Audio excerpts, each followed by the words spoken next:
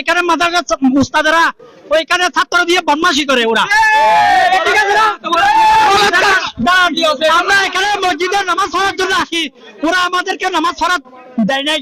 2-3 বার এখানে গেট বাড়ি রাখা পাবলিকদেরকে নামাজ পড়া দেয় নাই, ওরা ছেলে দিয়ে বদমাশি করে।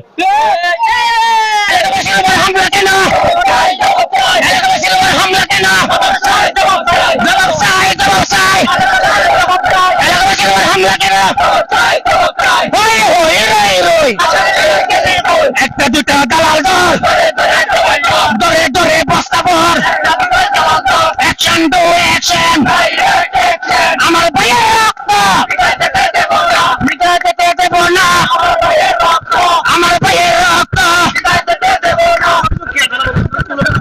আর অভিযোগ এই যে মাদ্রাসা বন্ধ করাম পড়বে, বন্ধটা আম পড়বো মাদ্রাসা মাঠে ওস্তাদ হামলা করছে, ওস্তাদ হামলা করছে, এলাকাবাসীর উপর হামলা করছে, এলাকার বহুত ফোয়ালার মারছে, বুঝছেন না? মাদ্রাসার বড় একটার বড় মারছে এবং একটা বিভাগ অনির্দিষ্ট বন্ধ করা পড়বো,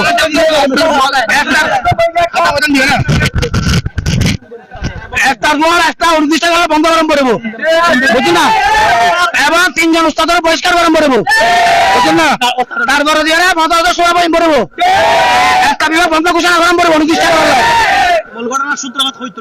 মূল ঘটনা এই যে 10 কিলোমিটার বড় গাড়ি মুক্তির বিষয়ের মাঝে মুক্তির বিষয়ের মানানোর পরে দিয়ে মাদ্রাসা একটার বলে রাস্তা বলে ধরে কি রাস্তা মাদ্রাসা বাবদ দিন না এবার সরকারি রাস্তা এলাকার মাঝে কষ্ট পাইয়ে ডেলিভারি রুগী আছে দেখি এলাকার মানুষের মাঝে চাই মাদ্রাসা একটার বলে, বুঝছেন না?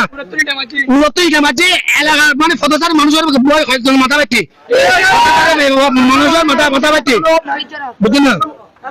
এলাকাবাসী কোনো ঘোষণা করে মাদ্রাসায় চলাতে এলাকাবাসী টিয়া দিয়ে রে সমাজে টিয়া দিয়ে রে এলাকাবাসী রক্ত মাংস দিয়ে রে রক্ত মাংস বেশি এলাকাবাসী খবরে ফসে দিয়ে মাদ্রাসা চলতে অনেকে বাবা 3 বছর মাদ্রাসা দিন মাদ্রাসা বন্ধ করা পড়বো, মাদ্রাসা সুরে নাম পড়বো, নতুন ভাবে শুরু হবো, আবির মনে পরিষ্কার করা পড়বো, 3 মুক্তি হবে মুক্তি নিজাম আবির রহমান কাসেমি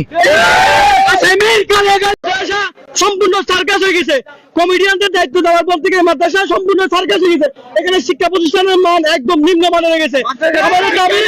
আমাদের দাবি এই কমেডিয়ানদের বের করতে হবে।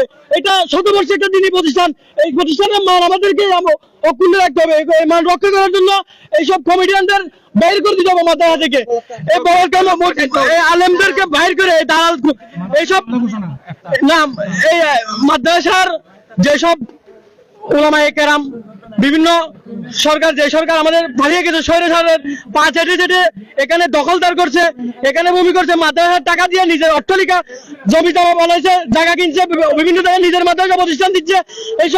এইসবদের আইনের আওতায় আনতে হবে, মাদ্রাসা থেকে বের করে মাদ্রাসার আমরা এখানে শান্তিপূর্ণ আন্দোলন করতে আসছি। এখানে উপর থেকে ইট পাল্টা নিক্ষেপ করতে আমাদের 20 জনের উপরে আহত হয়েছে, গুরুতর আহত হয়েছে।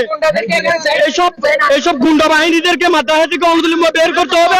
বের করে আমার যারা এইসবের সাথে জড়িত সবাইকে শাস্তির আওতায় আনতে হবে।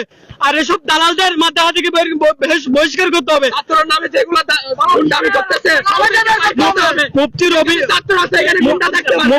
মুফতি রবি সহ যারা ব্যক্তিগত দ্বন্দ্বকে মাদ্রাসার দুর্নাম করার জন্য মাদ্রাসা হলো জড়িয়ে পড়ে এত বড় একটা বিশৃঙ্খলা সৃষ্টি হয়েছে, তাদের সবাইকে আইনের আওতায় আনতে হবে।